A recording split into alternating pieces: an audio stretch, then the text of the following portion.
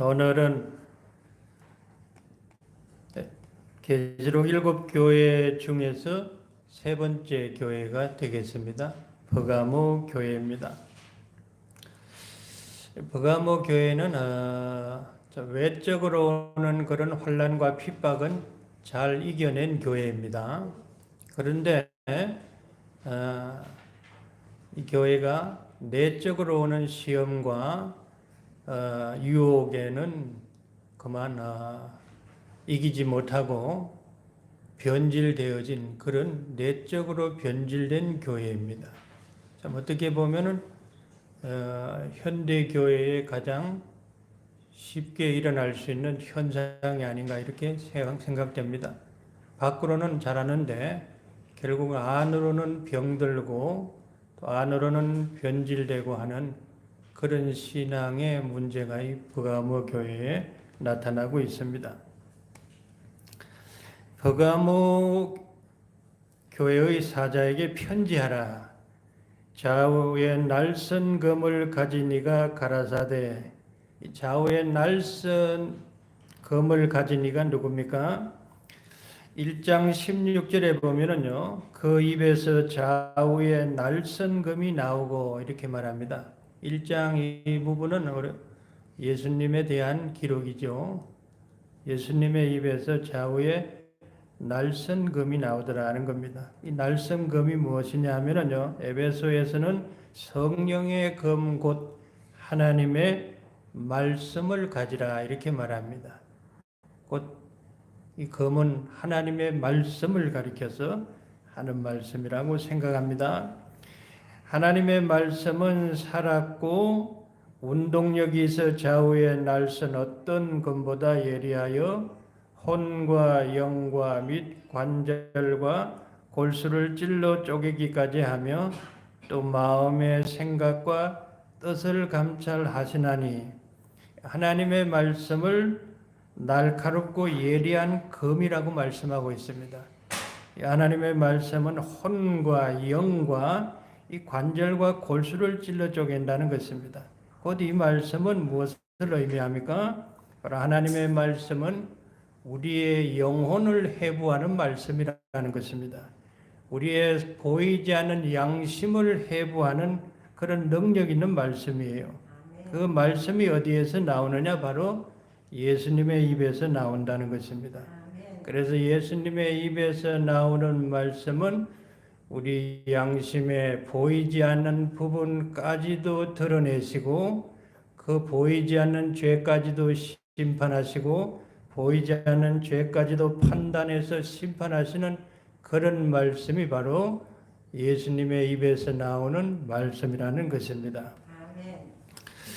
내가 어디 사는 것을 내가 아노니 거기는 사탄의 위가 있는 데라. 이 버가모 교회의 상황에 대해서 그렇게 말씀하고 있습니다. 내가 어디 사는 것을 내가 아노니 거기에는 사탄의 위, 사탄의 제일 높은 자리, 사탄의 보좌, 사탄의 우두머리가 있는 곳이라는 것입니다. 그러니까 이것을 예수님이 다 아신다는 것입니다. 우리 주님은 우리가 처해 있는 상황을 다 아시는 분이에요. 우리가 어떤 상황에서 우리가 신앙생활하고 믿음 생활하고 있는지를 주님은 다 알고 계십니다. 버가모 교회가 처해 있는 이 엄중한 상황을 주님은 다 알고 계신다. 그렇게 말씀하십니다. 내가 아노니 거기는 사탄의 위가 있는 데라. 그렇습니다. 이 버가모라는 지역이 어떤 지역이냐면요, 그곳은 소아시아에서 종교, 문화, 교육의 중심지입니다.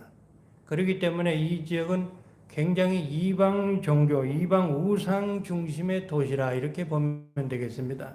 그래서 그곳에 사탄의 위가 있다 이렇게 말씀하시는 것입니다. 그래서 이 버가모에는 제우스 신전이 있고 신들의 제일 우두머리인 제우스 신전이 있고 또 거기에는 치료와 의료 신인 아에스 쿨라피우스 신전, 이름도 복잡한데 아에스 쿨라피우스 이런 이 치료와 의료 신인데 우리가 보면은 조각상 중에서 뱀이 휘감고 있는 조각상 있지요. 뱀이 몸을 휘감고 있는 조각상, 그게 바로 이 아에스 클라피우스라는 신상입니다. 치료와 의료 신이에요. 그래서 병원에 가면 병원 입구에 보면은 이렇게 지팡이에 뱀 2마리가 이렇게 휘감고 있는 상이 있지요. 그것이 바로 병원의 표시인데, 그게 치료의 신인 바로 아에스 클라피우스 상을 말하는 것입니다. 그리고 그곳에는 또 황제 숭배를 위한 또 신전이 있는 곳이 바로 버가모입니다. 그러다 보니까 영적으로 가장 부패하고 타락한 도시가 바로 버가모예요. 이러한 이 사탄의 강력한 영향력이 교회에 미치고 있다는 것입니다. 이런 데일수록 신앙생활하기가 쉽지가 않아요. 그래서 우리가 보면 이제 도서지방들, 섬이라든지 이런 곳에 엄청나게 미신이 심하잖아요. 그런 곳에서 교회가 선교 활동하기가 심히 어려워요. 너무나 미신이 심하고 이방 종교가 심하기 때문에 그런 것이라고 생각합니다. 그리고 주님이 하시는 말씀이 내가 내 이름을 굳게 잡아서 내 충성된 정인 안디바가 너희 가운데고 사탄에 거하는 곳에서 죽임을 당할 때에도 나를 믿는 믿음을 저버리지 아니하였도다. 여기 보면은 충성된 정인 나옵니다. 이 충성된 정인이라는 말은 이 정인이라는 의미는 순교자라는 말입니다. 충성된 순교자 안디바가 나온 그런 내력이 있는 역사가 있는 교회입니다. 순교자가 나온 훌륭한 순교자가 나온 교회라는 것이죠. 그렇게 교회에 순교자가 나올 때도 그 교회는 신앙이 흔들리지 아니하고 견고하게 믿음을 지켜낸 그런 역사가 있는 교회입니다. 그런 교회가 바로 버가모 교회입니다. 또 1장 5절에 보면 충성된 정인으로 죽은 자들 가운데서 먼저 나시고, 1장 5절에 나오는 충성된 정인은 바로 예수님을 가리켜서 말하는 겁니다.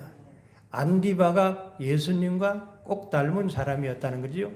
예수님도 하나님 아버지께 충성되어서 십자가에 죽으시고 사흘 만에 부활하셨잖아요. 그래서 예수님이 바로 충성된 선교자입니다. 이와 같이 안디바, 이 충성된 정인 선교자 안디바가 나온 교회입니다. 이 초대교회 터툴리안이라는 초대 교부 가운데 터툴리안이라는 분이 있는데, 이 안디바에 대해서는 이렇게 말하고 있습니다. 버가모 교회의 명성 높은 감동으로 황제 숭배를 거부하다가 불에 타 순교하였다. 이렇게 나오고 있습니다.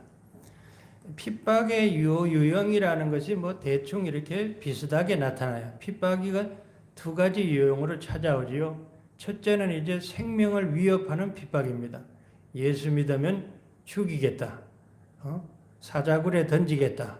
십자가에 못 박겠다. 화형을 시키겠다. 그렇게 협박하는 것이 이제 제일 1단계입니다.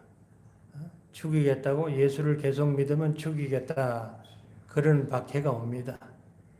그런데도 계속 예수님을 믿으면 어떻게 하느냐? 바로 안 죽여요.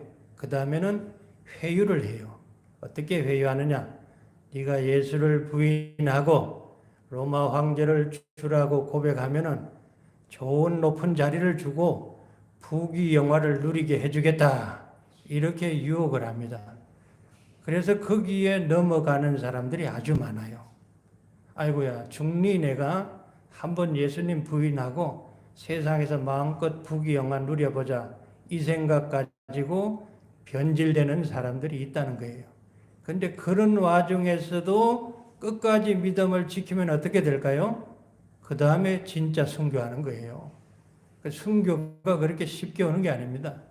그래서 우리가 다니엘 세 친구도 보면 그러잖아요. 느부갓네살 왕이 풀무불에 집어 던지겠다 협박을 했는데 그래도 안 변하니까 어떻게 합니까? 그 다음에 짐짓 그렇게 잘못 생각했겠다. 이제 한 번만 검신상에 절하면 너희 지위를 높여주겠다. 너희를 이 바벨론에서 높은 자리로 세워주겠다고 회유를 하지, 유혹을 하잖아요. 그래도 안 변하니까, 그래도 하나님을 부인하지 않으니까 그 다음에 풀무불에 던지잖아요.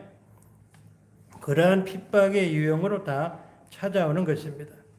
근데 우리가 신앙생활 하다 보면 이제 이런 박해가 오는데, 우리가 그 처음에는 잘 지키다가 그 다음에 이런 유혹에 변질되는 것, 이것이 큰 위기죠. 바로 이 버가모 교회도 그런 유혹에 넘어간 이 변질된 교회 중에 하나다, 이렇게 우리가 볼 수가 있겠습니다. 그렇기 때문에 우리가 순교한다는 것은 뭐 아무나 순교할 수 있는 게 아니죠. 충성되지 않고는 순교를 못하는 거예요. 죽기까지 충성해야 된다. 앞에 우리가 서문화 교회에서 그랬잖아요. 죽기까지 충성한 교회. 그 교회가 바로 서문화 교회입니다. 그러니까 우리가 죽기까지 충성해야 순교의 영광에 들어가는 겁니다. 신앙이 변질되면 결코 순교할 수가 없죠. 그래서 이 버가모 교회가 처음에는 잘 핍박과 환란에서 잘 견뎌내고, 충성대 정인 안디바가 순교할 때도 잘 견뎌냈는데 그 다음에 변질이 되었다, 이렇게 오늘 말씀을 합니다. 이 버가모 교회에게 주님께서 책망하는 것 두 가지가 있죠. 두 가지로 주님께서 버가모 교회를 책망합니다. 한때는 참 순교자가 나오는 그런 훌륭한 전통을 가진 교회인데 내적 유혹에 넘어가서 변질되어진 타락한 버가모 교회, 이런 교회에 대해서 주님께서 왜 이 교회가 이렇게 되었느냐, 두 가지를 말씀하시죠. 버가모 교회 안에 발람의 교훈을 지키는 자들이 있다는 겁니다. 지난 시간에도 한번 얘기했죠. 발람의 교훈. 또 거기에 보면은 니골라당의 교훈을 지키는 자들이 있다, 이렇게 말합니다. 이 구약의 발람의 교훈을 지키는 자들이 있다면은 신약에는 니골라당의 교훈을 지키는 자들이 있다는 겁니다. 다 유형이 똑같은 죄예요. 교회 안에 똑같은 유형의 죄가 와서 타락하게 되고, 이스라엘 백성이 타락하고 교회가 타락하고 변질하게 되었다는 것입니다. 이 발람은 이 변질된 선지자의 대표이죠. 민수기 22장, 24장 이렇게 이 말씀이 나오는데요. 이스라엘 백성들이 이제 가나안 땅을 앞에 두고 이제 모압 땅을 지나가는데 모압 왕 발락이라는 자가 있습니다. 이 발락이 소문을 들으니까 선지자 발람이라는 자의 기도는 그냥 백발백중 응답이 된다는 소문을 듣게 돼요. 그래서 이 발람을 데려다가 이스라엘을 저주하면은 우리가 크게 싸움하지도 않고 이길 수 있겠구나, 이 생각을 가지고 이 발람을 데려와 가지고 이스라엘을 저주하도록 해야 되겠다고 계략을 쓴 것이 바로 이 발락입니다. 그래서 그 발락이 사신들을 보내요. 고관들을 보내 가지고 발람을 오라고 이렇게 초청을 합니다. 초청을 할 때 하나님 앞에 물으니까 하나님께서 가지 말라고 하는 겁니다. 하나님이 저주하지 말라 하는 자를 저주하지 말라는 것입니다. 하나님은 이스라엘을 축복했는데 저주하면 되겠느냐, 가지 말라고 하나님이 했는데도 불구하고 발람이 결국에는 발락이 보낸 그 사신들을 따라서 나서게 되지요. 그 나서는데 하나님께서 말 못하는 나귀의 입을 통해서 발람의 가는 길을 가로막고 하나님께서 책망하잖아요. 그래도 이 발람이 갑니다. 왜? 발락이 사신들을 보내가지고 회유를 했고, 당신들이 우리 왕 발락이 당신이 와서 만약에 이스라엘을 저주하기만 하면은 당신을 높여주겠다는 겁니다. 그리고 당신이 원하는 것은 다 주겠다는 거예요. 뭐든지 거라. 검은 보화를 집에 가득 채워서라도 줄 수 있다. 그러니까 와서 이스라엘만 저주하시면 됩니다. 이렇게 유혹을 하니까 그만 발람이 따라 나서게 됩니다. 그렇게 해서 가서 발람의 그 요구대로 하게 되는데 그래서 이 발람이 온다는 소식을 듣고 제일 높은 나라의 고관들을 데리고 나가서 아주 성대하게 환영식을 합니다. 발람 선지자 오셨습니까? 이 발람이 한때는 참 하나님과 잘 통하는 그런 선지자였어요. 우리가 민수기를 읽어보면은요, 진짜 하나님과 이 교통이 통하는 그런 선지자입니다. 그런데 이 발람이 변질되어서 타락하게 됐는데, 아무튼 이렇게 해서 이 발락이 발람을 이렇게 성대하게 환영식을 하고, 그 다음에 그 발람을 데리고 높은 산꼭대기로 올라갑니다. 산당이 있는 산꼭대기에 올라가는데, 그래서 그 당시에 이 가나안 지역 일대에는 높은 산에는 다 뭐가 있느냐 하면은요, 산당이 있습니다. 그 산당에서 뭘 하느냐? 바알을 섬기는 산당이에요. 우상 숭배 산당입니다. 그 산당이 그 지역의 일대에 모든 높은 산에는 다 산당이 있는데 이 발락이 발람을 데리고 이스라엘 진이 다 내려다 보이는 산꼭대기로 데리고 올라가 가지고 그곳에 이스라엘을 보여주면서 저주하라 이렇게 요구를 하죠. 그러니까 이제 발람이 이제 천사가 온 거예요. 발람이 뭐라고 하느냐 하면은요, 나를 위하여 단을 7을 샀고 7 수송아지와 7 염소를 준비하라 이렇게 말합니다. 그 단을 7을 사가지고 수송아지 7, 수염소 7 이렇게 쌓아놓고는 그렇게 발람을 세워놓고는 이제 이스라엘을 저주한답시고 그렇게 합니다. 근데 하나님께서 저주 못하게 하죠. 오히려 축복을 합니다. 이 3번씩 반복을 합니다. 그래서 발람이 이렇게 말하잖아요. 나를 위하여 단을 쌓으라는 겁니다. 여러분, 단은 누구를 위해서 쌓아야 돼요? 하나님을 위해서 쌓아야 되지요. 근데 발람은 자기를 위해서 단을 쌓으라는 겁니다.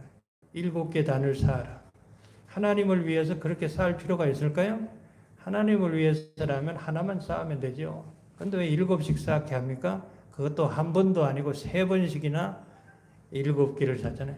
그게 다 누구 거 됩니까? 그 재물이 다 자기 소유가 되는 거예요. 그러니까 3번씩 7단을 쌓았으니까 발람의 말을 듣는다고 송아지 21마리, 수염소 21마리를 수확을 얻은 거예요. 불의의 삭수로 얻은 것입니다. 그걸 위해서 발람이 온 거예요. 그렇지만 하나님께서 저주하지 못하게 하지요. 또 오히려 축복하게 하잖아요. 그렇게 하고 나니까 발람이 가만히 보니까 이제 미안하거든요. 발락으로부터 많은 이런 물질도 얻고 대접도 받았는데 발락이 그냥 축복을 하니까 그냥 너 집으로 돌아가라고 내보내니까 가려고 하니까 미안하니까 이 발람이 발락에게 계략을 가르쳐 줍니다. 내가 하나님이 축복하라고 해갖고 저주하지 말라는 거 저주는 못하고 내가 이스라엘을 멸망시키는 방법을 가르쳐 줄게 해가지고 가르쳐 준 것이 뭐냐 하면은요, 모압의 이 산당에서 이 바알 산당에서 제사하는 그 여사제들, 아름다운 모압에서 제일 예쁜 아름다운 여사제들을 모아가지고 이스라엘 남자들을 유혹해가지고 산당으로 끌어들여가지고 음행을 하게 하고 또 바알에게 우상 숭배를 하게 합니다.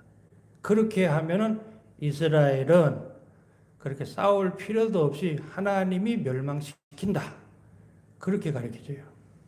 근데 그렇게 한 대로 그런 일을 하지요, 발락이. 그렇게 해서 이스라엘이 그 계략에 넘어가 가지고 엄청난 많은 사람들이 죽임을 당하잖아요. 24,000명이 죽임을 당하고 이스라엘이 큰 위기를 맞는 사건이 벌어집니다. 이게 바로 발람의 길이 바로 그런 거예요.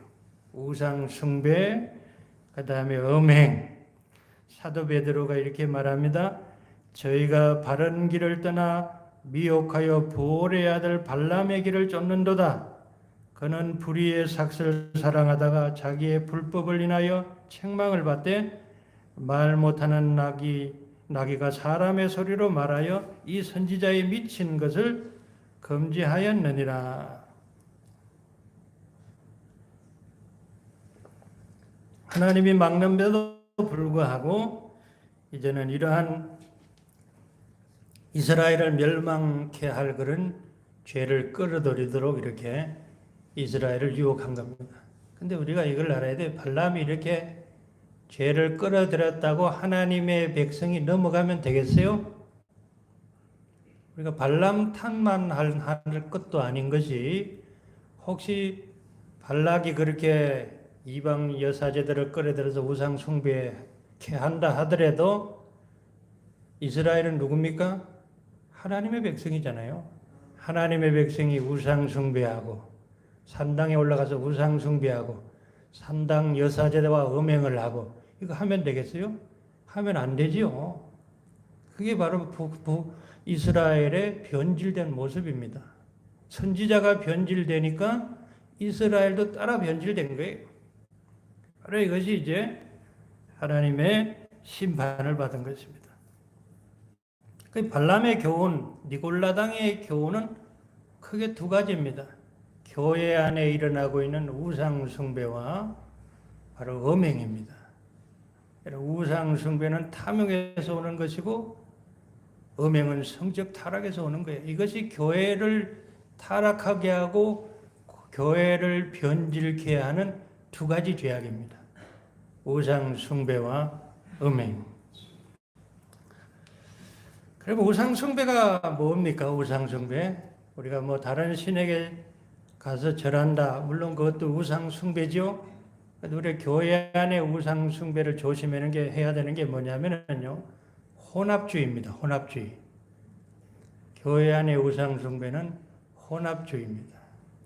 혼합주의가 바로 교회를 타락시키고 교회를 탈선하게 한다는 겁니다. 우리가 알고 있는 북이스라엘과 남유다가 멸망하게 한 결정적인 죄악이 뭐냐면요. 바로 혼합주의 신앙입니다. 그게 뭐냐 하면, 혼합주의가 뭐냐 하면, 이스라엘 백성은 하나님의 백성이잖아요. 그들의 마음에서 하나님을 빼낼 수는 없어요. 그들이 죄를 지으면서도 뭐라고 생각하느냐? 우리는 하나님의 백성이라 이 생각을 가지고 있어요. 근데 문제는 뭐냐? 하나님을 섬기는데 하나님을 섬기면서도 우상 섬기는 것을 같이 끌어들이는 겁니다.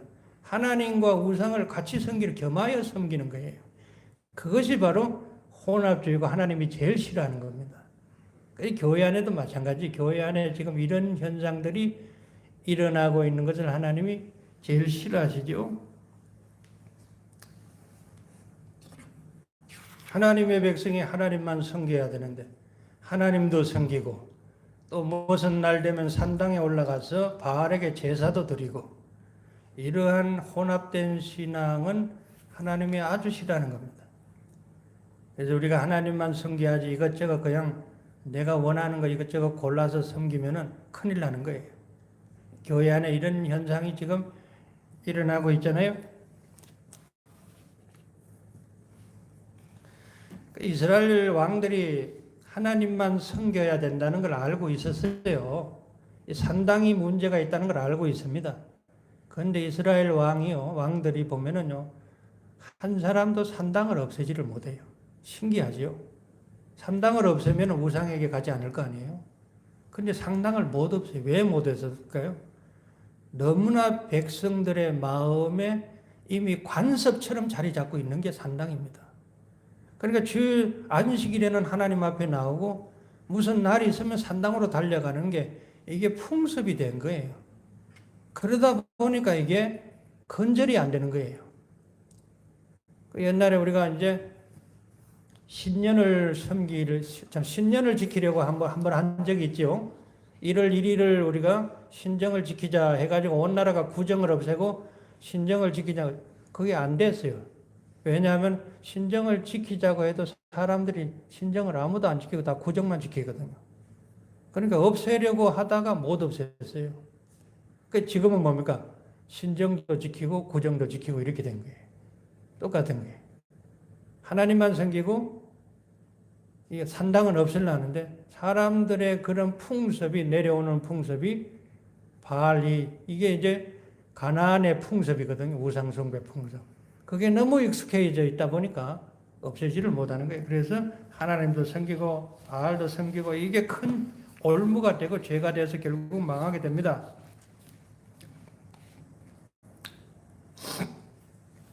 요즘 교회 안에 WCC라는 얘기를 들어봤죠. WCC. 오늘 대부분 이제 우리 기독교 중요한 교단이 다 WCC에 가입되어 있는데 이 WCC가 뭐냐면요. 바로 세계 종교 통합입니다. 세계 종교 통합인데 이 종교 통합을 부르짖으려고 뭐 교회에다가 스님도 갖다 세우고 뭐 부당도 갖다 세워서 예배드리는 교회가 있어요. 종교 통합한답시고 스님도 세우다가 설교시키고 교회에서 이 짓을 하는 교회들이 있습니다. 왜냐하면 그러려고 하다 보니까 WCC 같은 게서 이제 나오는데 우리가 기독교는 뭡니까? 오직 구원은 예수님만 믿어야 구원을 얻는다는 거잖아요. 구원의 길은 한 길밖에 없어요. 이거는 망고의 진리입니다. 이거는 우주의 축을 바꿔도 안 바뀌는 거예요. 그런데 이걸 바꾸려고 달라드는 겁니다. 이게 WCC가요. 예수님만 믿어서 구원을 얻는다는 이 진리를 변질시켜가지고 예수님 아니어도 우리가 구원받을 수 있다. 이게 WCC예요. 왜? 그래야 종교 통합이 되거든요. 왜냐하면 예수님만 믿으면 구원 얻는다 하면은 불교나 유교나 뭐 다른 잡다한 미신들은 그거 절대로 못 받아들이잖아요. 그러니까 그거 수용해가지고 그냥 부처를 통해서도 구원을 받을 수가 있고 뭐 누구를 통해서도 구원을 받을 수 있고 이런 소리를 교회에서 합니다. 유명한 교회 목회자들이 그 소리를 해요. 다 그것이 WCC에 가입돼서 뭐 WCC의 회장이라도 한답시는 사람들은 다 대형 교회 목사들이고 그 목사들이 다 그 소리를 합니다. 예수님만 믿어서 구원 얻는 것이 아니라 예수님 아니어도 갈 수 있다. 그러한 간교한 입을 놀리고 그게 바로 우상 숭배라는 거예요. 하나님만 꼭 섬길 필요 있나? 다른 것도 섬겨도 된다. 이게 바로 우상 숭배예요. 그걸 우리가 알아야 돼요. 그리고 교회 안에 인본주의, 휴머니즘, 이 다 사람이 신이 되는 것이잖아요. 이 자유주의 신학의 영향을 받은 사람이에요. 니골라 당과 같은 사람. 신앙이 모든 인본주의적인 신앙들, 사람 중심의 신앙, 이게 다 우상 숭배입니다.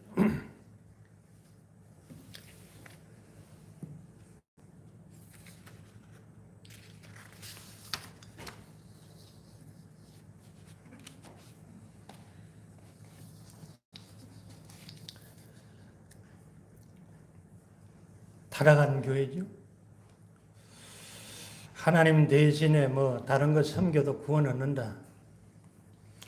이게 바로 발람의 교훈이고 니골라당의 교훈이에요. 이 교회가 타락해가지고 그렇게 되는 것입니다.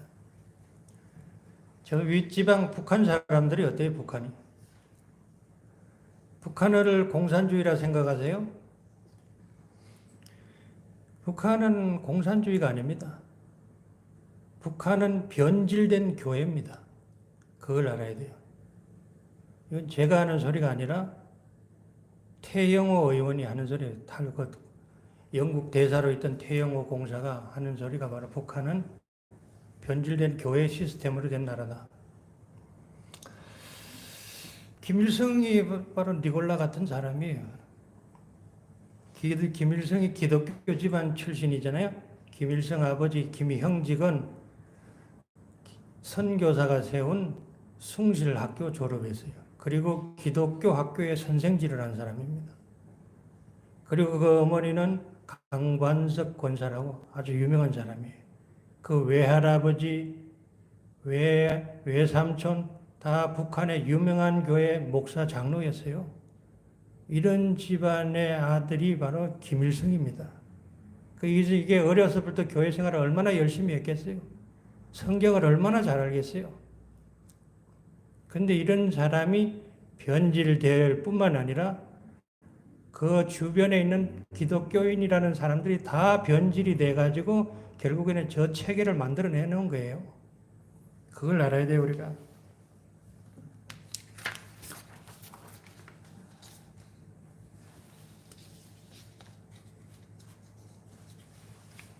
태영공사가 한 번은 하나원 있죠, 그게. 하나원에서 이제 교육을 받고 있을 텐데, 목사님들이 잘 찾아온대요. 그 찾아와가지고 성경을 주고 가면서 성경 읽고 예수 믿고 구원 받으세요. 그렇게 말씀들을 하시더라는 겁니다. 그래서 성경을 열심히 읽었다는 거예요. 뭐 할 일도 없고 하니까. 그런데 도무지 성경을 이해할 수가 없더라는 거예요. 너무 이렇게 이해 안 되는 언어들이 많아가지고 이해가 안 돼가지고 도저히 못 읽어가지고 그냥 덮어준 겁니다. 그래서 어느 날 이제 대학에서 강연이 있어서 갔는데 강연을 하면서 그 얘기를 했다는 겁니다. 내가 이 목사님이 오셔가지고 성경을 주고 갔는데 아무리 읽어도 내가 이해를 못 해가지고 그냥 덮어뒀다. 그러니까 강의가 끝나고 나니까 학생 하나가 찾아와가지고 태공사님, 제가 아주 성경을 쉽게 읽을 수 있는 성경을 갖다 드리겠습니다. 하더라는 거예요. 그러면 그걸 갖다 달라. 그러니까 그 사람이, 그 학생이 그 다음날 성경을 가져왔는데 어떤 성경일까요? 만화 성경이에요. 만화 성경. 그래가지고 만화 성경을 받아와가지고는요, 그걸 하룻밤에 다 읽었다는 거예요. 만화니까 뭐 얼마나, 근데 만화를 읽으니까 그냥 처음부터 끝까지 확 통하더라는 거예요, 자기가. 이게 너무 재밌고 쉽게 이해가 돼가지고 또 그림까지 다 이렇게 나오니까 옆에 너무 쉽더라는 거예요. 그래서 다 읽는데, 근데 그 만화책을 읽는데 십계명 부분이 나오잖아요. 십계명. 십계명이 중요하니까 성경에. 십계명 있는 데를 읽는데 사지가 덜덜덜 떨리더라는 거예요. 내가 왜 이렇게 떨리나 하고 자기가 생각을 했는데, 그런 생각, 내가 여러 가지 온갖 것을 속고 살았는데 내가 이것까지 속고 살았구나 하는 생각이 들더라는 거예요. 왜 그러냐 하면은 십계명을 읽는 순간 이 북한에서 가르치는, 당에서 가르치는 당 유일 사상 체계 10대 원칙이라는 게 있다는 거예요. 당 유일 사상 10대 원칙. 그러니까 태영호도 그 북한에서 교육을 받았으니 이거 달달 외울 거 아니에요? 그러니까 이걸 십계명을 보는 순간 달달달달 떨리더라는 거예요, 몸이. 왜? 그대로 갖다가 옮겨놨더라는 거예요. 그게 십계명을 갖다가 순서도 안 틀리게 그대로 그냥 북한에서 십계명을 옮겨놨는데, 그거 보니까 여호 야훼 하나님을 빼고 거기에다가 김일성만 딱 갖다 놓으면은 그냥 십계명이더라는 거예요. 그러니까 이것까지 내가 속았구나 생각하니까 몸이 덜덜덜덜 떨렸다. 그런 감정, 그 강연을 하는 것을 제가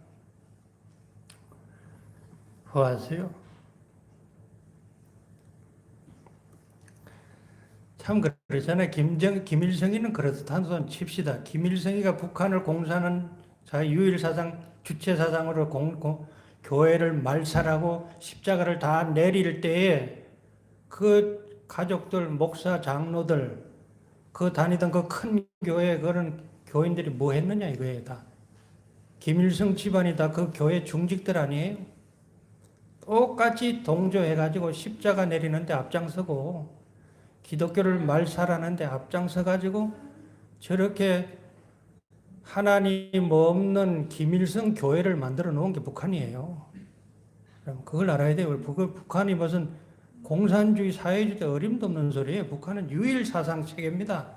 주체 사상. 완전히 교회예요, 교회. 악으로 똘똘 뭉친 교회입니다. 이게.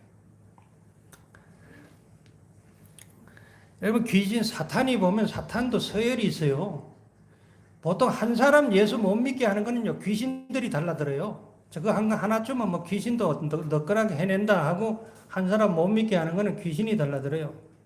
한 교회를 멸망시킬 때는요, 마귀 사탄이 달라드는 거예요. 한 나라를 집어삼킬 때는 제일 높은 사탄이 달라드는 겁니다.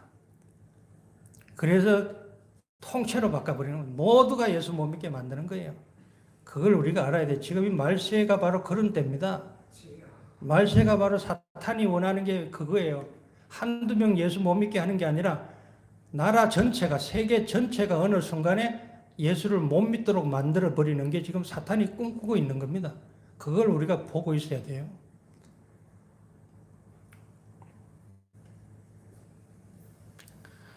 이게 다 모든 것이 바로 교회 안에 들어온 이 혼합주의고 이단 사상들, 다 자기가 하나님이다. 우리가 알고 있는 구원파 이만희 교주, 하나님의 교회 안산홍 교주, 통일교회 문선명 교주, 수도 없는 교주들이 다 자기가 하나님이라고 우기고 있단 말이에요. 그럼 그 교회 다니는 사람들은 다 어떻게 돼요? 다 마귀의 자식들이에요. 다 망한 교회입니다. 그게. 변질된 교회고. 그 다음에 음행이지, 음행. 이 음행 성적 타락입니다. 결국에는 우상 숭배하고 음행하고. 여러분, 교회 안에도 지금 이 음행이 심각합니다. 다 유명한 목회자들도 이 음행에 넘어가가지고 끝장나고 있어요. 교인들은 말할 것도 없겠죠.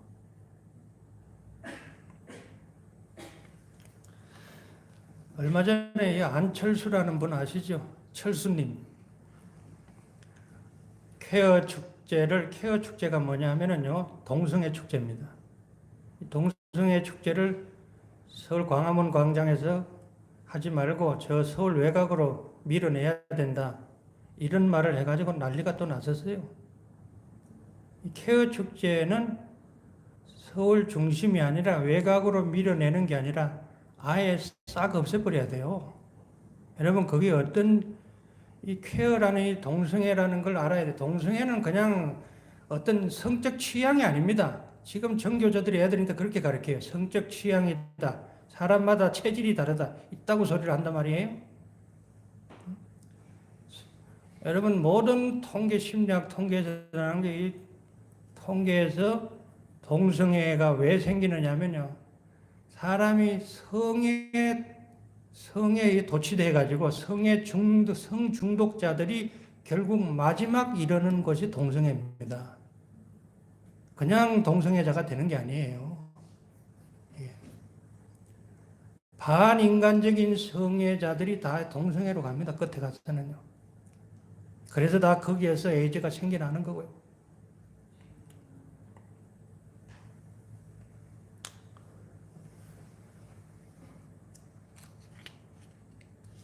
여러분, 그 케어 축제 유튜브 들어가서 봐보세요.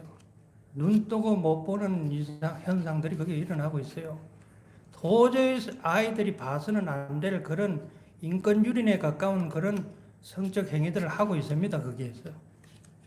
근데 그게 무슨 인권이라고 떠들어댑니다.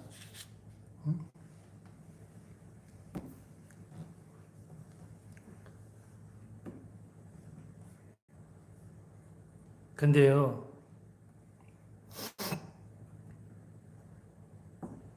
근데 이 동성애를 찬성하는 교회가 있어요.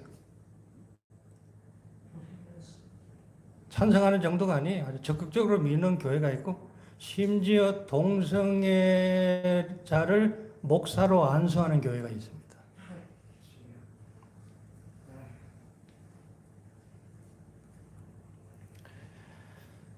여러분, 영국에서 차별금지법이 실행되고 나가지고 이 동성애자들이 타겟으로 잡은 목사를 타겟으로 해가지고 한 게 있어요. 유명한 목사를 찾아가가지고 우리 동성 결혼하는데 와서 주례해달라고. 나 주례 못한다, 동성 결혼은. 고소를 당했습니다. 어마어마한 벌침급이 나와서 상상을 초월하는 거죠.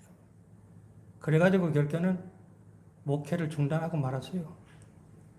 여러분, 차별금지법이 실행되면은 제가 동성애자 추례자가 될 수도 있습니다. 그거 안 하면 어떻게 돼요? 엄청난 벌금을 받고 아니면 목회 못할 수도 있다는 겁니다. 지금 이러한 사상들이 교회 안에 들어오고 있고, 지금 아이들에게도 이런 교육이 지금 교육 현장에서 이 정교조들이 하고 있습니다. 그래서 어떤 유치원 선생이 성교육 한다고 오라 그래서 가니까 하는 소리가 이제 성교육을 어떻게 하는가 보니까 믿는 사람이에요, 이 사람이.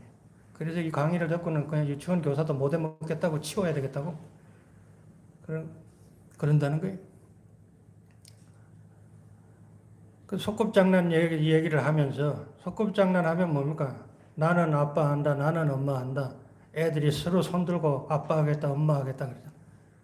그래서 그렇게 하면은 이렇게 가르치라는 겁니다. 그래, 집에 아빠가 둘이 있을 수도 있고 엄마가 둘이 있을 수 있다. 이거는 선택이다.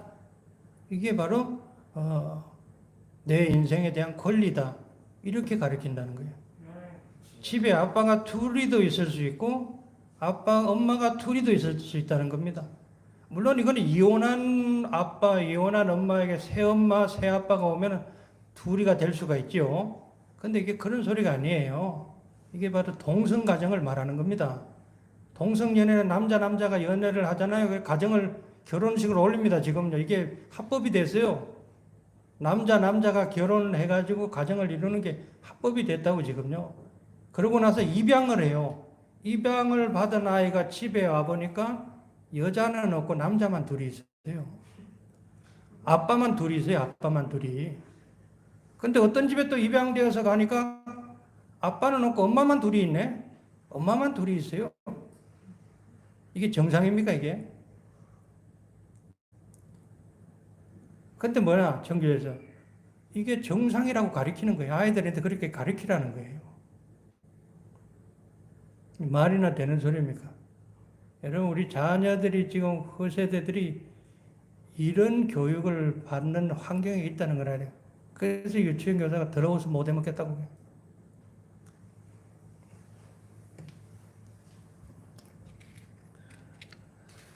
여러분 이런 것을 지지하는 정당을 지지하는 것은요 동성을 지지하는 것 같아요. 정당 선택권은 자유이지만은요 이거 국민의 대표잖아요. 이런 것을 지지하면 안 돼요 기독교는.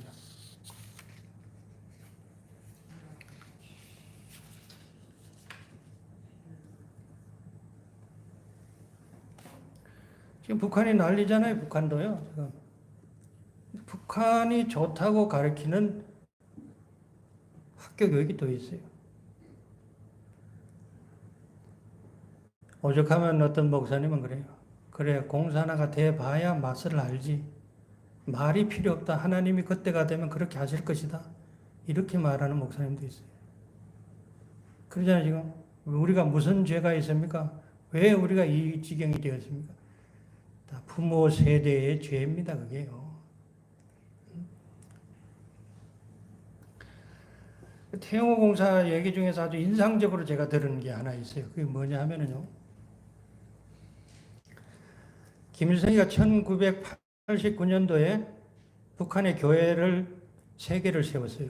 갑자기 세웠습니다. 왜냐하면 88년 올림픽을 대비해가지고 남한에 안 밀리기 위해서 89년에 청소년, 세계 청년 체전을 열어놓고는 가만 보니까 세계에서 청년들이 오면 교회를 가야 되고 성당을 가야 되는데 보니까 어디 돌아가도 교회도 없고 성당도 없고 이러면 이게 무슨 나라가 이러냐 그럴 것 같으니까 갑자기 교회를 만들어라 그래가지고 교회 2개 성당 하나를 만들어 놨어요.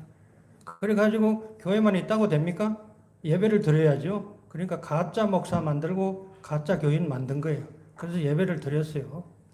그래서 주일마다 와서 찬송도 부르고 또 목사가 앞에서 성경도 읽고 그렇게 했어요. 그런데 김일성이가 궁금한 거예요. 도대체 이 사람들이 저렇게 성경을 매주 읽으면 어떻게 될까? 그 당 목사에게 그 사람들 좀 관찰 좀 제대로 해봐요. 자기가 어릴 때 교회를 다녔으니까 교회가 뭔지를 알잖아요. 그러니까 관찰을 해보라. 그렇게 해보니까. 그래서 처음에는 뭐 교회 예배 드린다 하니까 아무도 안 오는 거예요. 아무도 안 오고 그냥 안 오니까 강제로 그냥 데려다가 앉혀가지고 예배를 드린 거예요.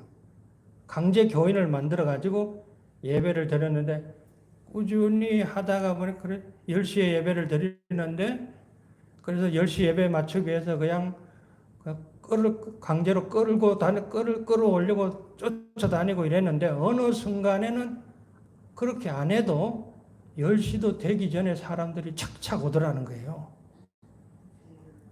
신기하더라는 거예요. 그래서 물어봤다는 게 당 목사가 교인들에게 도대체 왜 이번에 부르러 가지도 않고 데리러 가지도 않았는데 이렇게 잘 나오느냐고 그렇게 하니까 교회가 좋아졌다는 거예요. 교회 와서 찬송하고 성경 읽고 하는 게 좋아졌다는 거예요. 그래서 10시가 안 돼도 그냥 오고 싶다는 거예요. 그러니까 김일성한테 그렇게 보고를 하니까 김일성이가 깜짝 놀란 거예요. 그래, 맞다. 충분히 그렇게 될 수 있다. 가짜 교인도 흉내만 내도 까딱하면 교인이 될 수 있는 게 교회다. 여러분, 믿음이 없어도요, 교회에 자꾸 나와서 말씀 들으면 교인 돼요. 하나님 하시는 일입니다. 저게 무슨 교인이냐? 저 가짜 교인 아니냐? 여러분, 하나님께서는 어떻게 역사하실지 모르는 거예요. 김일성이는 그걸 알고 있었던 거예요. 저렇게 가짜 교인 잡아다 놓고 예배 드려도 저 사람이 어떻게 될 걸 알고 있었던 거예요. 그러니까 당 목사에게 관찰하라. 그 다음부터는 절대로 더 이상 사람들을 모으지 말고 집에 가서 남편이고 아내에게 절대로 교회 얘기하지 말고 더 엄하게 통제를 시켜가지고 그냥 그렇게 형식적인 그 틀 안에만 집어넣는 교회를 만들었다는 겁니다. 그리고 또 하나가 궁금하더라는 게 김일성이가. 근데 북한이 옛날에는 평양에서 대부흥이 일어나는 곳이잖아요. 옛날에 숨은 교인들이 많은 거예요. 북한이 그러고 보면은. 그게 궁금한 거예요. 김일성이가. 그래서 그 봉수교회 십자가가 2개가 딱 이렇게 있는데 십자가 10시만 되면 이제 예배를 드리는 거 알려지니까 그 교회 주위에다가 CCTV를 설치해 가지고 관찰을 해보라는 한 거예요. 그러니까 10시만 되면은 그 교회 주위를 배회하는 사람이 있더라는 거예요. 그 10시에 예배를 드리는데 안에는 못 들어가고 예배 드리는 시간에 그 교회 주위를 이렇게 도는 사람들이 있더라는 거예요. 그래서 그 사람을 잡아다가 물어봤다는 거예요. 물어보고 그 사람의 신분을 추적해 보니까 이전에 교인이었더라는 거예요. 그러니까 교회가 예배가 있다는 걸 알고 예배는 못 드리지만 그래도 교회는 가본다고 교회 주위를 돌고 있더라는 겁니다. 그래서 김일성이가 깜짝 놀랐다는 거예요. 그 다음에 어떻게 했을까요? 십자가를 없앤 거예요. 십자가를 보니까 사람들의 마음이, 옛날 교인들의 마음이 움직이더라는 거예요. 그리 끌어당기더라는 겁니다, 교회로. 그래서 김일성이가 그 십자가 2개 있던 교회 십자가 2개를 없애버리고 교회 중간에다가 이렇게 조금 튀어나오고 조그만하게 보일동 말동하게 그냥 십자가를 하나 만들어가지고 십자가를 못 보도록 그냥 그렇게 만들었다는 거예요. 왜? 김일성이가 그걸 알거든요. 그래, 하나님이 한 번 택한 사람들은 끝까지 하나님이 붙드신다. 김일성이가 그걸 한 거예요. 그리고 김일성이 북한이 저게 그냥 공산주의 사회주의가 아닙니다. 완전 이단이에요. 하나님 못 믿게 하는.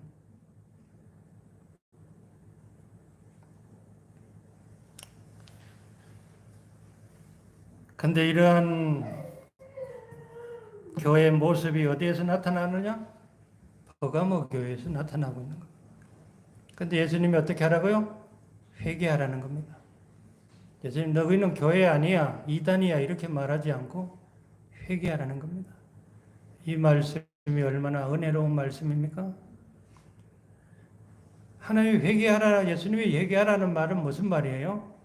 용서해 주시겠다는 것 아니에요. 회개하라 이렇게 말씀하시는 거는요, 그 회개만 하면 내가 뭐든지 용서해 주겠다는 그 베이스를 깔고 주님께서 말씀하시는 겁니다. 그래서 교회는요, 복받은 곳이에요. 우리가 혹시 용서 받지 못할 죄를 지을 수도 있어요. 그러나 하나님은 용서의 길을 열어놓으셨다는 걸 우리가 알아야 돼요. 동이 서에서 먼 것 같이 우리의 죄가를 우리에게서 멀리 옮기셨으며 나는 나를 위하여 내 허물을 도말하는 자니 내 죄를 기억지 아니하리라. 하나님 왜 용서할까요? 죄를요? 하나님 당신 자신을 위해서 죄를 용서하신다는 거예요. 나하고 나를 위해서 너희 죄를 용서하겠다는 겁니다. 우리가 잘나서 회개해서 용서받는 게 아닙니다. 하나님이 나를 위해서 내가 너희 죄를 용서하겠다. 그들이 다시는 각기 이웃과 형제를 가리켜 이르기를 너는 여호와를 알라 하지 아니하리니 이는 작은 자로부터 큰 자까지 다 나를 알미니라. 내가 그들의 죄악을 사하고 다시는 그 죄를 기억지 아니하리라. 여호와의 말이니라. 회개하기만 어떻게 한다고요? 없는 것으로 해주겠다. 발람의 죄악, 니골라당의 교훈의 죄악들 다 용서해 줄 테니까 회개하라는 것입니다. 구약에 보면은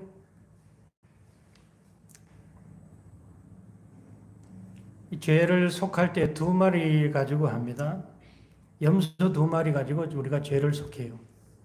하나는 하나님 앞에 제비 뽑아가지고 하나는 하나님 앞에 속죄 제물로 드리고 다른 한 마리는 제비 뽑아가지고 뭘로 하느냐? 아사셀로 합니다. 이 둘이 한 짝이에요. 하나는 하나님께 드리고 하나는 아사셀이라는 거예요. 이 아사셀이라는 말은 뭐냐면요. 이 죄 지은 사람의 죄를 지고 그 염소를 무인지경으로 내보내는 겁니다. 그 무인지경으로 내본 염소가 어디로 갈까요? 모르죠. 뭐 가다가 그냥 맹수에게 잡혀 먹으면 없어져 버리는 거죠. 그게 뭘 의미하는 거예요? 하나님께서 우리의 죄를 그와 같이 기억지 않겠다는 겁니다. 죄가 어디에 갔는지 모르게 없애버리겠다는 겁니다. 어떻게 하면은요? 회개하면 하나님께서 그렇게 죄를 없애겠다. 그 다음에 그렇게 안 하면 어떻게 한다고? 내 입의 검으로 그들과 싸우리라. 그렇게 안 하면 예수님 입의 검으로 싸운다는 거예요. 하나님의 심판과 하나님의 진노가 나오는 것입니다. 이기는 그에게는 만나를 주고 흰돌을 주리라. 이 만나는 뭡니까? 이스라엘 백성들이 광야 동안 줄이지 않고 먹은 것이 바로 만나지요. 흰돌은 뭡니까? 그 옛날에는 흰돌은 경기장에 들어갈 때 출입구의 그 표입니다. 명단이 자기 이름이 쓰인 표를 내밀으면 출입할 수 있는 거예요. 이 흰돌이 뭐냐? 그리스도인이 천국 들어가는 티켓이에요. 이걸 내밀면은 천국 간다는 겁니다. 그 흰돌을 줄 것이고. 우리 여기까지 하겠습니다. 우리 기도드립니다. 하나님 아버지 은혜와 사랑을 감사드립니다. 오늘도 우리를 축복하시고 하나님의 전우를 인도하셔서 생명된 하나님의 말씀을 듣게 하시니 감사드립니다. 버가모 교회가 한때는 충성된 정인 안디바 순교자를 낸 그런 참으로 훌륭한 역사를 가진 교회였지만 그러나 발람의 교훈, 니골라당의 교훈을 수용함으로 변질되어서 참으로 하나님 앞에 책망 듣는 것을 보게 됩니다. 하나님 이 시대에 우리의 신앙이 이러한 아버지 하나님이여 책망 듣는 신앙이 혹시 있는가 우리가 돌이켜보게 하시고 우리 모두가 회개할 수 있도록 인도하여 주옵소서. 회개의 놀라운 은혜가 우리 언천교회에 임하게 도와 주시옵소서. 이 땅의 모든 교회가 회개하여서 회복되어지는 은혜를 허락하여 주옵소서.